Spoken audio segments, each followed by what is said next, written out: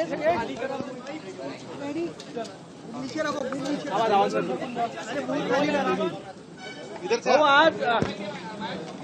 जनता दरबार आहे, संपूर्ण विदर्भातून मोठ्या अपेक्षेने लोक आलेले आहेत.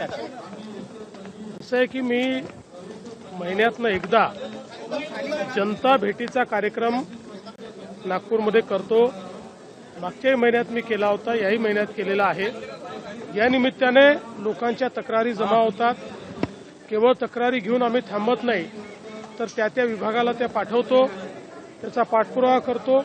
त्याची माहिती त्यांची तक्रार कोणाकडे गेली आहे याची माहिती देखील त्यांच्यापर्यंत पोहोचवण्याचं काम आम्ही करतो, जेणेकरून लोकांना त्यांच्या तक्रारींचं निवारण करता आलं पाहिजे. त्या दृष्टीनं हा प्रयत्न आहे.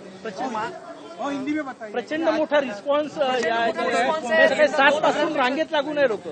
मला असं वाटतं की लोकांचा एक विश्वास आहे की आपण इथे गेल्यानंतर आपले प्रश्न या ठिकाणी सॉल्व्ह होऊ शकतील, तर म्हणून मोठ्या प्रमाणात लोक आलेले आहेत.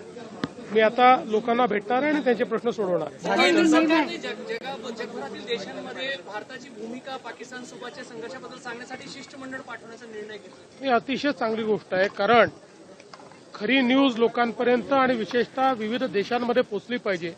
ही एक चांगली डिप्लोमसी आहे की ज्यामुळे भारताची भूमिका आणि युद्धाचं सत्य हे सगळ्या जगापर्यंत पोहोचेल आणि पाकिस्तान हा दहशतवादी देश आहे हे त्या ठिकाणी लोकांमध्ये विशेषतः जे काही वेगवेगळे देश आहेत त्या देशांमध्ये प्रस्थापित होईल. पक्षांना सांगावं लागत आहे की तुम्ही निवडू नका, आम्हाला निवडू द्या. केंद्र सरकारने पक्षांना सांगावं लागतं, आमचे हे नेते घेऊन जा, असं काही पक्ष आग्रह धरत आहेत. नाही, मला त्याची कल्पना नाही.